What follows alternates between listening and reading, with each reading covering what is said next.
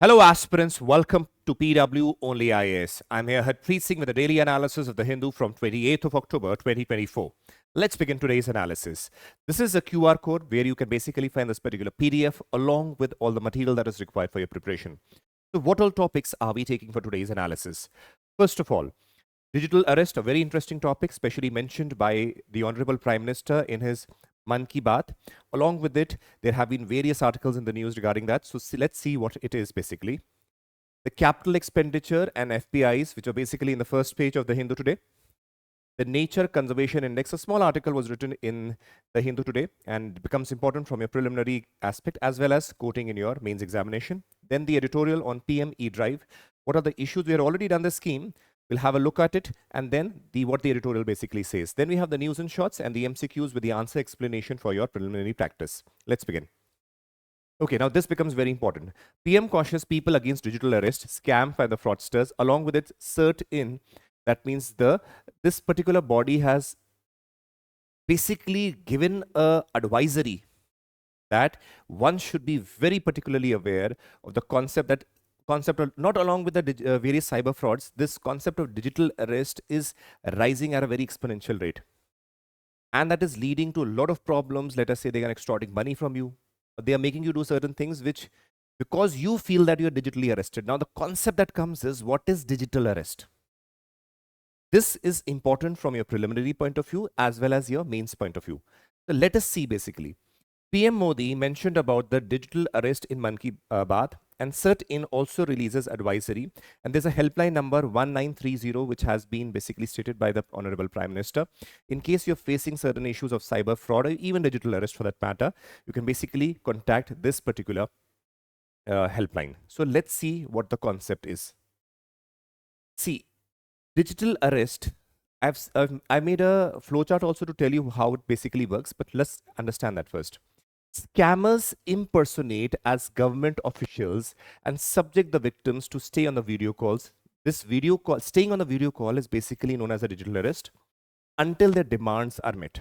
Now see, I'll make you understand this definition using a flowchart also, but let us understand before that. Supposingly, you receive a phone call, right? The person will say that he or she is a government official, let us say from CBI, Enforcement Directorate, RBI, whatever, and they said there is certain issue that you have come up with and you have committed certain crime, and we want to resolve this issue. You need to come on a video call. Because the moment you see that, and possibly certain issue regarding that might have happened in your life sometime back, let us say, then you'll be saying possibly it is related to that, and you'll say, okay, because you will feel that what is the problem in coming in a video call, right? They'll give you a proper Google Meet ID, everything would be given. It will represent very similar to what an original CBI or an Enforcement Directorate website would be. Very similar to that. So even documents, let us say stamp paper based on, let us say, headers of the CBI or ED might be sent to you just to show that the person who are basically calling you or telling you to come on the video call are the genuine officials, right? So what happens? You say, okay, let us come on the video call.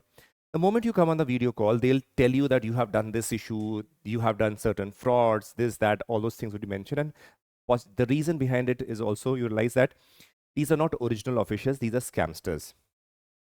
How did they basically target you? Remember that these people tend to track you. Track you how? You would realize that very often people have open or public Instagram accounts, Facebook accounts, various dimensions are there.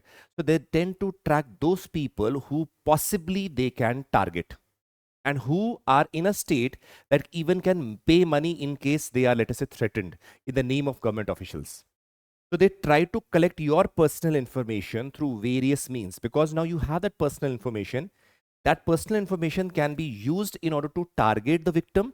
Along with it, the victim will feel so these are actually the government officials because they know a lot of, let us say, a personal information. For example, a couple is there who has gone to, let us say, a vacation to, let us say, United States, Dubai and all those stuff. And now the person who are the scamsters have basically seen that through Instagram. Now they say by default, if they're traveling, they might have an ability to pay also. So they will say you have done certain expenditure in Dubai or in, let's say, America, which goes against this law, that law, and that is why you will be have to pay such penalty, you'll be arrested. So what happens is that the person who is digitally illiterate, in spite of being well off, will get threatened, oh, let us resolve this issue. So what happens? During that time, the person or the victim is forced to stay on the video call for hours and hours. This staying on the video call, because you assume the person sitting in front of you across that video call is a government official who might be from CBI, ED, or whatever, it is like a digital arrest. And now they say, if you do not meet certain demands, we can resolve the issue. But let us say you can pay some money or do something. And the person who is basically a victim thinks, let us resolve this issue and get it done with it.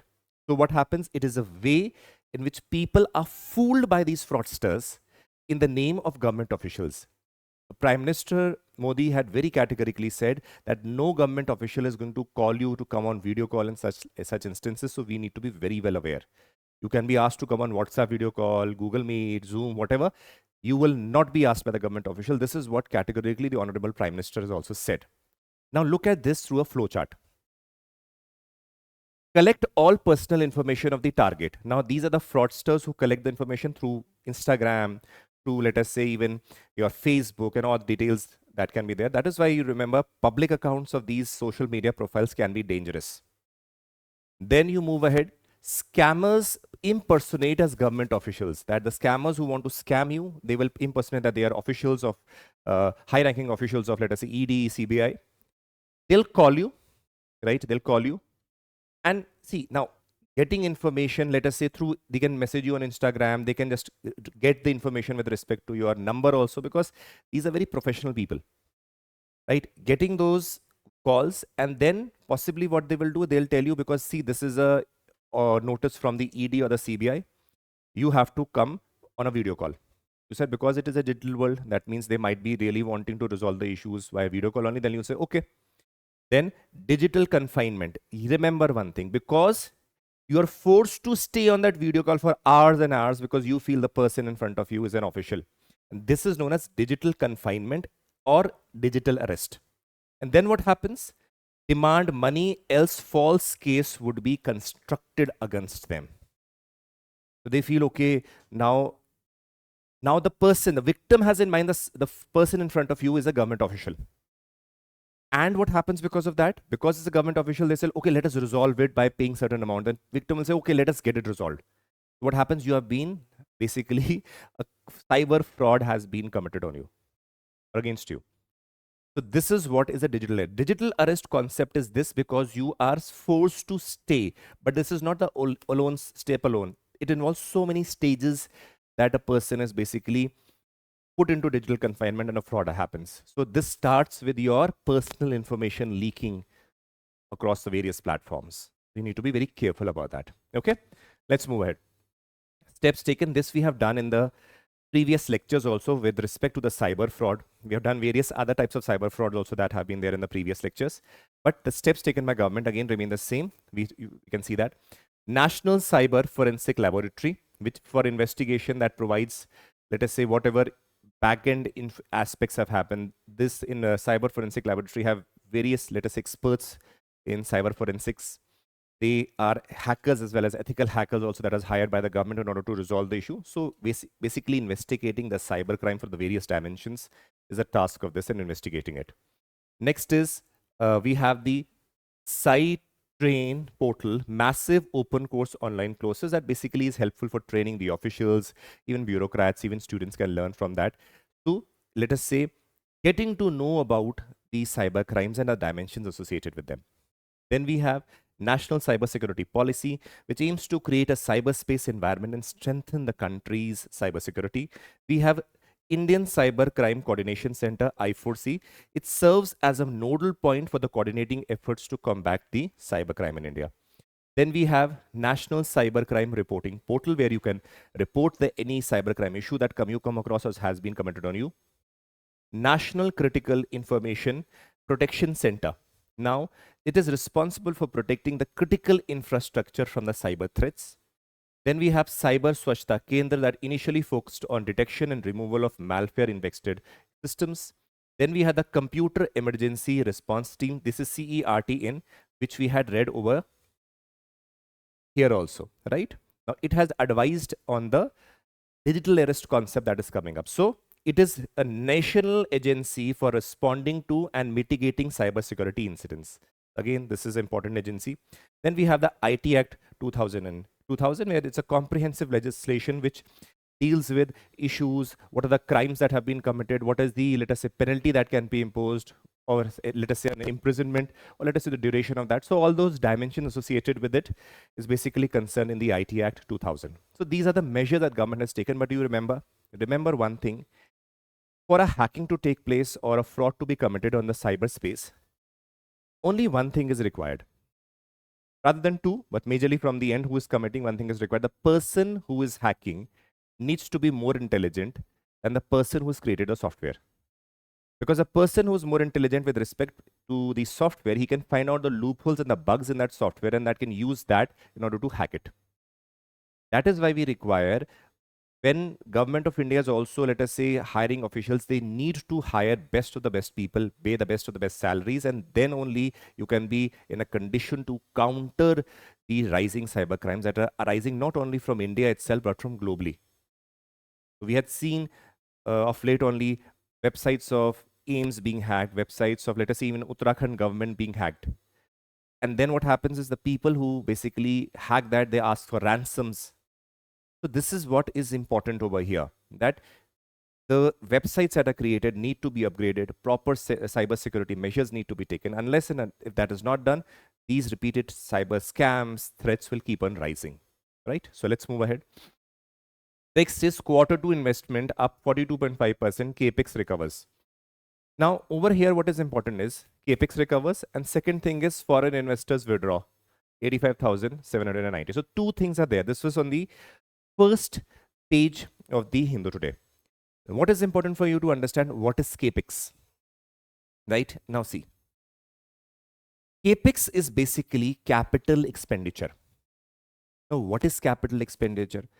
Please remember, there are the word capital expenditure itself means that when the government of India is investing money in various infrastructural aspects, let us say building airports, health infrastructure, or for that matter, upgrading of the technology, that is basically a capital infrastructure, a capital expenditure. Now, see, the money the government spends on acquiring, upgrading, and maintaining physical assets and infrastructure is the capital expenditure. Now, please remember, when we read the economic survey also, it has repeatedly in 2018-19, even 2021 also, repeatedly mentioned that, see, whenever we realize that private investment is going down, then the role of the government should come. That is what was recommended by the economic survey. Because, see, it is a duty of the government also to, let us say, build this infrastructure which is required. It not only helps you for the economy to move, but also for economy to maintain its strength also along with it. Because we know that private investment is subject to various dimensions, geopolitical issues. Let us say we saw FPI is moving out.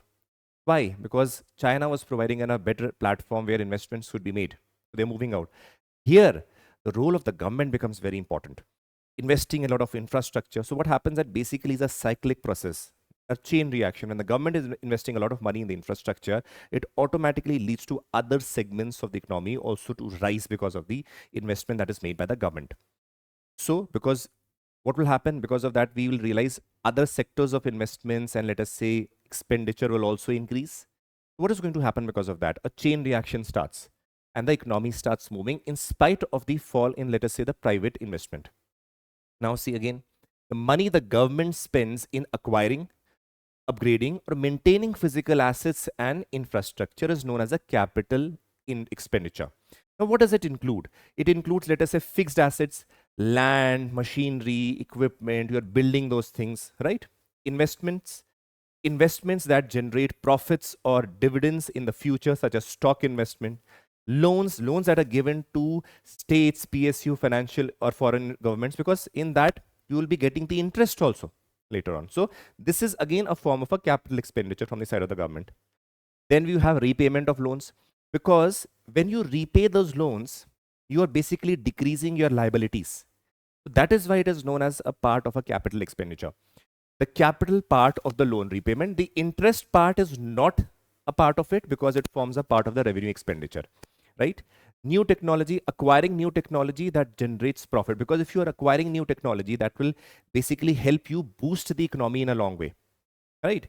So for example, we realized during the 90s, governments pushed towards, let us say, having computers in the government offices. That time people were revolting that why should the computers come, their jobs will be lost. Do you realize now that because of the computers and the digital technologies that started during the 1990s, we realize what a chain impact that it had. Multiple jobs, multiple opportunities, multiple dimensions, basically vertical started. So we need to realize that upgradation and technology upgradation basically helps to create various avenues for the, let us say, job and opportunities, and also having a ripple impact on increasing the economic dimension, right? So this is what the capital expenditure is. Now, please remember, what is the benefit? Now, the government capex as a catalyst. Catalyst to what? As I said, let us say, because there is, let us say, fall in the private investment. Let us assume that. Now, the governments put certain good amount of money on, let us say, uh, expressway, national highway, expressway construction, let us say hospitals, etc. So what happens now? Do you realize that even this construction of the national highways and expressways, it is going to have a ripple effect towards the people getting job through that. Let us say a lot of labor, cement industries and various industries associated with that. It is not one just simply a expenditure that is being made. It is going to have a ripple effect on the large number of, let us say, the industry that are associated with that. Now what will happen when expenditure is being made? The stocks of, let us say, NHI and other dimensions also rise. And that will have a ripple effect towards the stock market also. So this creates a positive environment in the country itself that the government is ready to focus on the infrastructural goals. We need to realize that if you want to be developed by 2047, if the private investment is not coming, the government has to push towards that investment in order to counter the fall in the private investment. So it is like a catalyst. Second is creating demand. Do you realize, for example, if we are talking about highways, let's say we're talking about hospital construction and all, when this effort towards building these assets are being done, automatically it will create demands of the various sector. Let us say cement industry. So what will happen? The demand will rise, the labor requirement will rise, other dimensions will rise. So it is creating a demand in the market itself. Next is healthy corporate balance sheet. Obviously, you will be having a healthy balance sheet because why? The government is putting a lot of effort into that. Now what will happen? Automatically in the future, the ripple effect would be more investment from the private sector will also come. So that is going to basically help you economically overall also, right? So economic environment, again, similar economic environment, because see, the stock markets or the investment aspect, when the private investment is also coming, it works on the concept of perception. Like if you see the stock market itself, you saw certain thing happening across the world, the stock market will fall. The moment you see something good is happening, the stock market will rise. Let us say there's going to be a boom. Why? It works on perception. Capital expenditure basically increases the perception in the market. Along with it, that basically lures the private investment from the various countries. So these are also the important dimensions that should be considered or covered. Okay, let's move ahead. And in this article, we saw one thing, that is foreign portfolio investors withdraw 85,790 crores from Indian equities in October. Now, first of all, we need to understand what is foreign portfolio investment, because the people investing in them are the foreign portfolio investors. So foreign portfolio investment consists of securities and other financial assets held by the foreign investors. Now, please remember, it does not provide investor the direct ownership of the financial assets, but the person can invest into them, reap benefit out of that without holding the, let us say, the ownership of that asset. Now, this is special instrument that has been created for the people who are not in India and who are investing in India.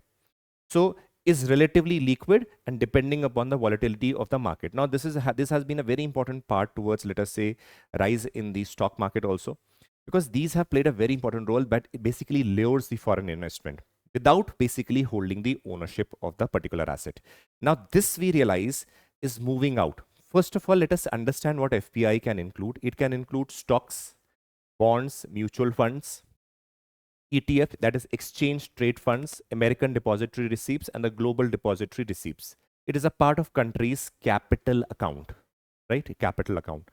Now we realize that the investments by the foreign investors into these dimensions are basically they're pulling out of it, right? They're pulling out of what the investments they had made. Why?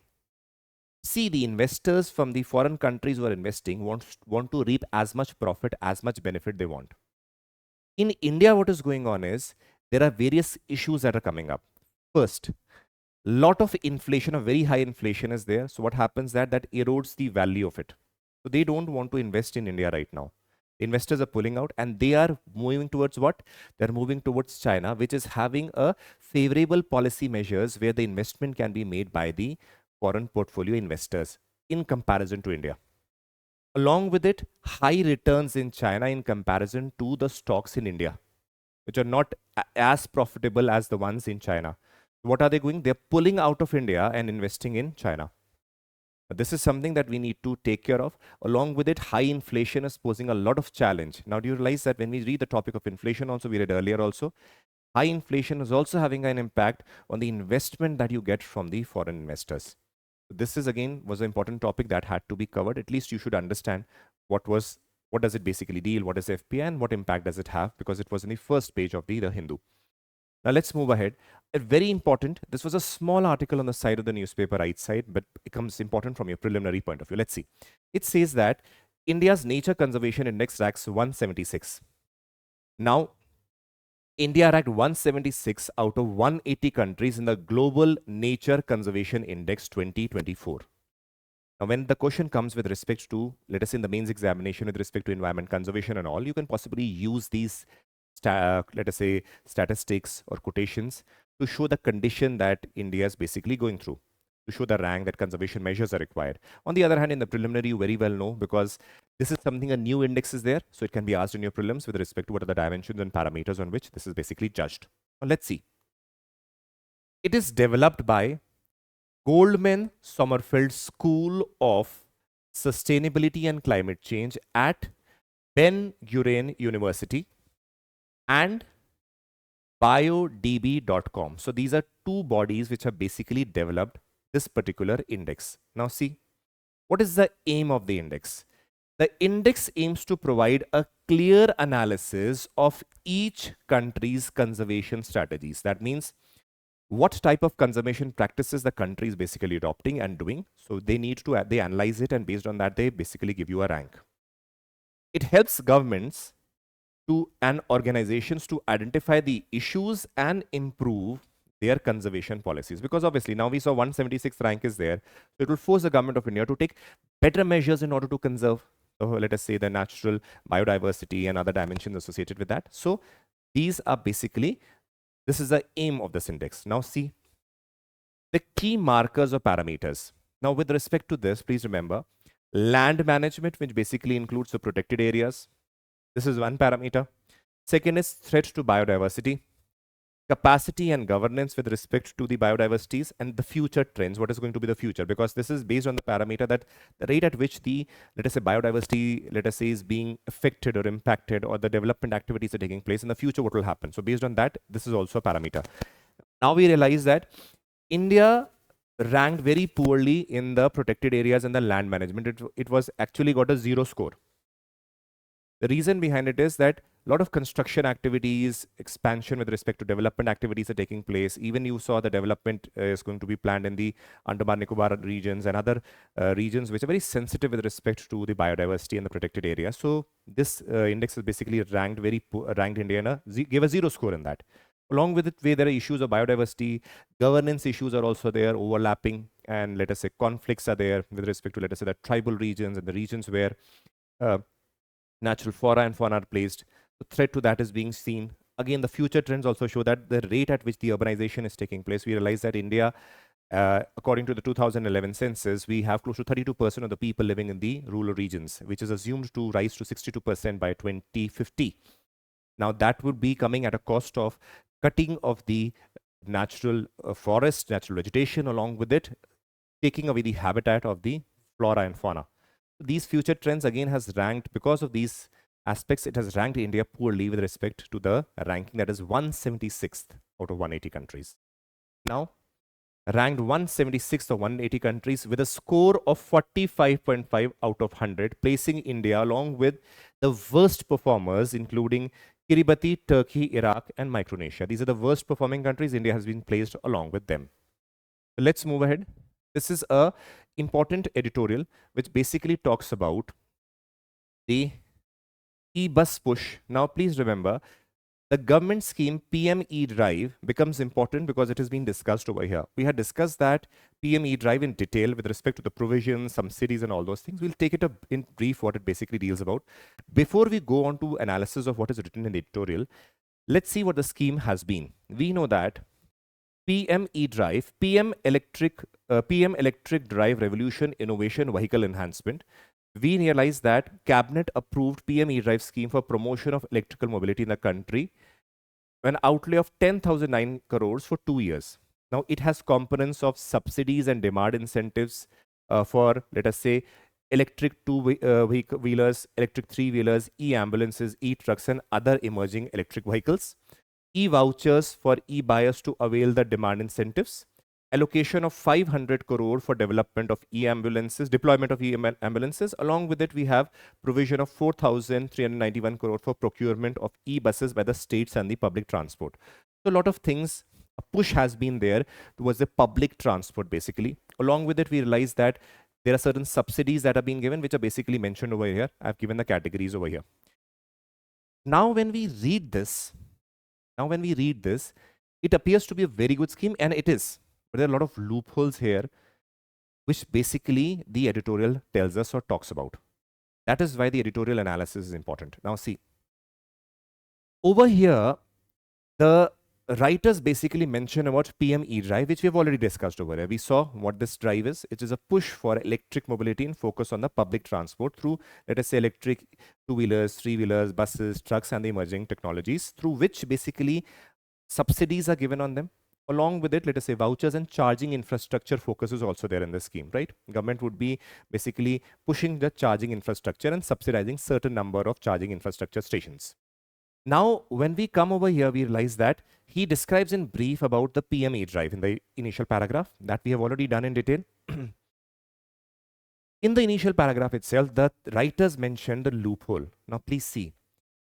This scheme basically aims to strengthen the public transport, but it leaves the private transport. Now, see over here. It leaves the private bus operators out of the subsidy framework. That is a major issue, because the subsidy is given to, let us say, the public buses, public, let's say, transport system, but not the state bus or the private bus operators. It is given to the state or the public transport operators, not the private bus operators. That was the number one loophole of this particular scheme. We'll see that in detail also. See, earlier, before PM eDrive came, a similar, let us say, a mission and scheme was there, which was basically Future Adoption and Manufacturing of Electric Vehicles, FAME, from 2015 to 19. It also provided for state and city transport undertakings, and focus towards incentives are given so that the states basically take up the, let us say, electric buses as a means towards moving towards the electric vehicles. But again, this scheme was revamped in the form of PM eDrive. Now what happens, the major loophole that remains, only 7% of the public transport registered buses are there. Out of the total registered buses, only 7% are public. 93% are private bus operators' buses. So do you realize, even if you shift towards the electric vehicles, let us say the government fleet completely, government buses completely shift towards the electric vehicles, it will still be comprising only 7%. 93% are still the private operators. They will still be using the similar set of old technologies, let us say, which are going to produce a lot of pollution. Where are they? Where are the subsidies for them? That is what is the major issue being pointed over here. See, only 7% public transport registered buses are there. 93%. 93% approximately are the private sector that are there. Now see, the problem that is basically being mentioned over here is when the private sector or private operators want to buy buses, there are issues of finance availability.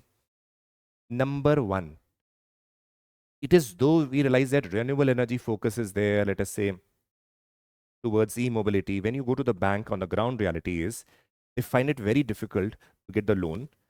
Second, the interest rates are very, very high. That basically leads to the people not adopting that technology. Now you'll be saying, why, sir, the interest rates are high? Please remember, electric vehicles are new to this country. That means there is a probability of more risk being there. When the risk is more, that the banks do not want to take their risk. So what they do is they re-increase the interest rate in order to counter the risk, right? It is like a hedge, like a countering the risk that electric vehicle might pose. So they increase the interest rate. Please, so what happens is, first issue we read is the finance. Second issue is high interest, and because the finance is less. Other issues for the let us say for the private are, please understand, when the public transport bodies are basically acquiring the buses, those are backed by the government support, so they very easily, they are basically the operators. In case of the private, they are the ones who have to basically buy the buses, upgrade them, continue with it, service them, and all the basically burden falls on the private operators themselves. In the case of the public transport system, the government are the basically buying them, and they're giving it to the operators who are basically operated and whose duty is to get into the public service. Now, in case of the private transporters, the person who are basically the bus operators for that, or in this case, a lot of liability and lot of pressure comes onto them. Understand why? When they buy, let us say, assumably, the buses. Now, right now, you realize there are issues with battery. You would be seeing that we have seen certain cases of Ola where the small two-wheelers are basically catching fire. We need to understand the reason was the batteries were not fit for the tropical market that is in India. Similarly, realize that because of similar instances, the battery technology that is being fitted in the buses also are not completely suitable for India because the batteries are imported. They are not being indigenously manufactured. So what happens? The issue and the risk of battery remains. Second, along with it, we realize that resale. Now see, supposingly you buy a petrol car, right? In the petrol car, you can register, let us say if you talk about NCR, the age or the life of a petrol car allowed is 15 years. For diesel, it is 10 years in NCR. So it varies according to the other states. Now, if you buy a petrol car, let us say you drive it for 8 years. Let us say that 8 years. Now you want to sell it. Do you realize that after selling it also, the person who buys it will give you an amount because he can drive for, after 8 years also, 7 more years, a petrol car. Now in the case of, let us say, an electric car is there. Electric car, because the warranty generally is for 8 years battery pack is there in most of the cars right now, except for 1 or 2. 8 years, the moment you are completing, let's say 5 or 6 years, the person who's buying the car knows that already the battery is going to be a depleted condition. It will not be worthy buying it. The resale market of the electric vehicle is close to zero, which was not the case for the diesel or the electric vehicles. So what happens over here is that the second hand market is going to crumble in the future. Similarly, the buses that are being bought by the private operators, they know that, let us say, they give a battery pack of warranty of, let us say, 8 years in that case also. But you realize that 8 years is a very small span for such a large amount of investment that is made. So because of that, the private sector is not able to invest so much money. Had the incentives and large subsidies would have been given under this scheme, they'd have been a push. Now for the private bus operators, there's no incentive right now. Along with it, please remember, one more loophole is there, that a PM eDrive does not cover hybrid vehicles. PM eDrive does not cover hybrid vehicles. Along with one more loophole, it does not cover passenger cars. This we are talking about the bus operators with respect to the private sector. But this is another loophole which is not necessarily mentioned in this editorial. Please note, it does not cover passenger cars.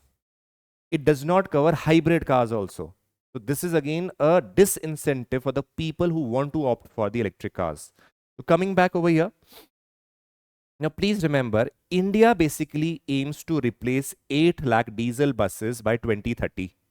Now, and do you realize they want to replace 8 lakh vehicles by 2030?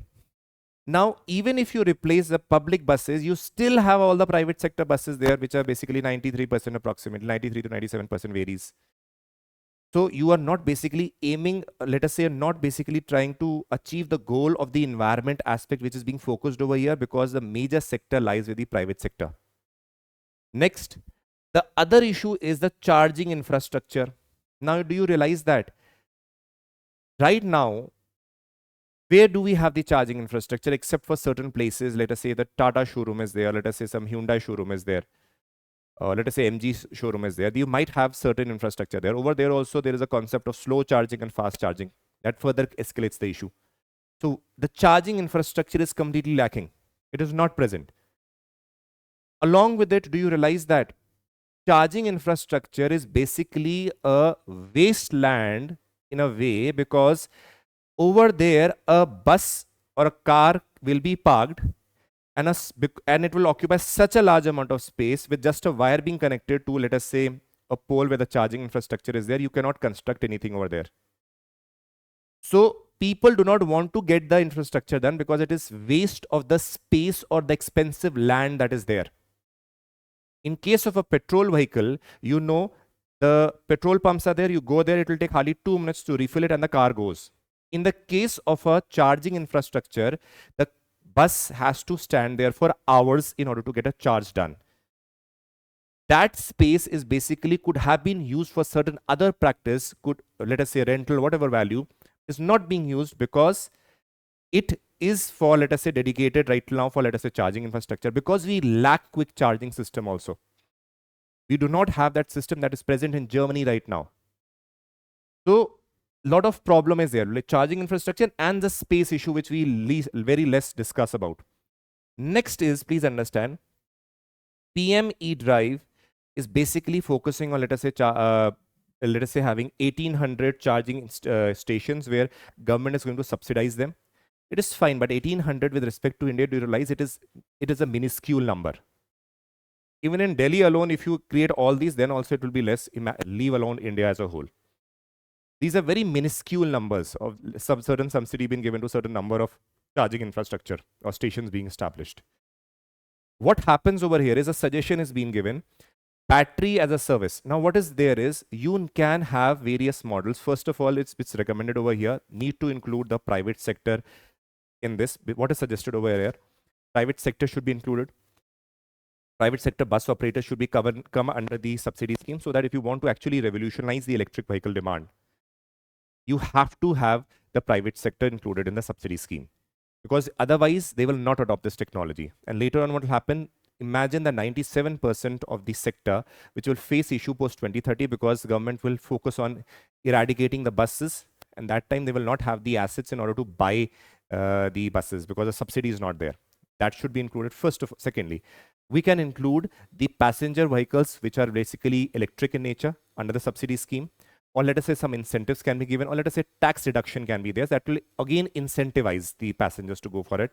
Third is that include a component of the hybrid vehicles also into that. That is basically a very important aspect, where people right now refraining from directly buying electric vehicles. They want to go for hybrid, because it is again very psychological, because people are afraid if the battery drains out, what will happen? It will take a lot of time to charge it. So hybrid vehicles should also be included. Next is promoting the concept of battery as a service. Understand how. In China and Korea, what happens is, let us say if you are going on a two-wheeler, you can, if the battery depletes, you automatically take out the battery, put it in a system where a lot of similar batteries are there. You take out a fresh battery and put it. That means it takes hardly less than a minute to replace the battery, which is, let us say, replace the battery and again you can move. So that means replaceable batteries concept can be there for even cars, vehicles, buses and two-wheelers.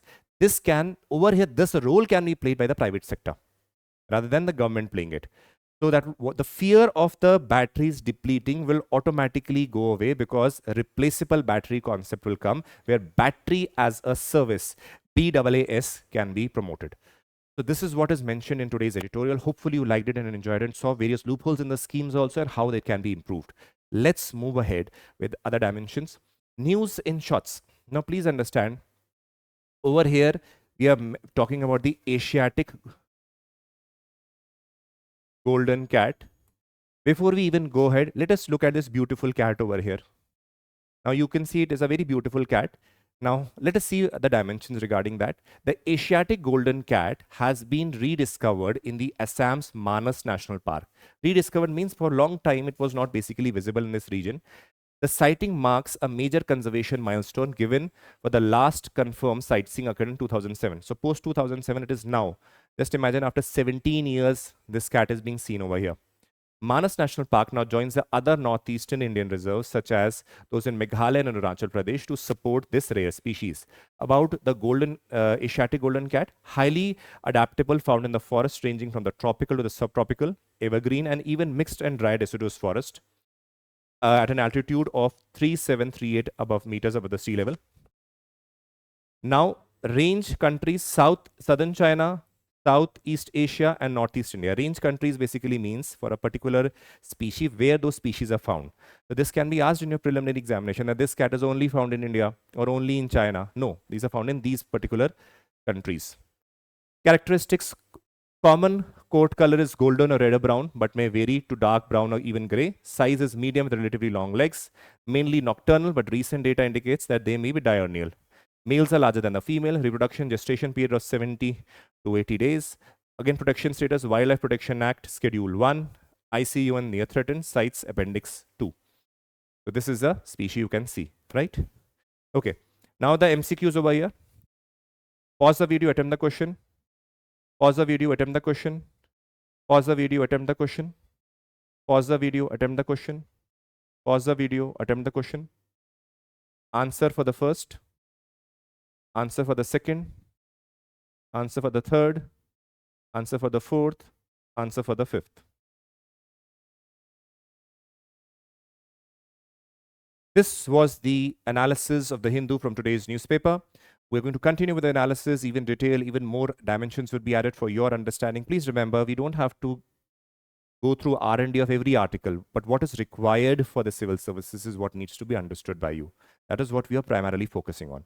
All the best, take care, and as the last, as you always say, Jai Hind.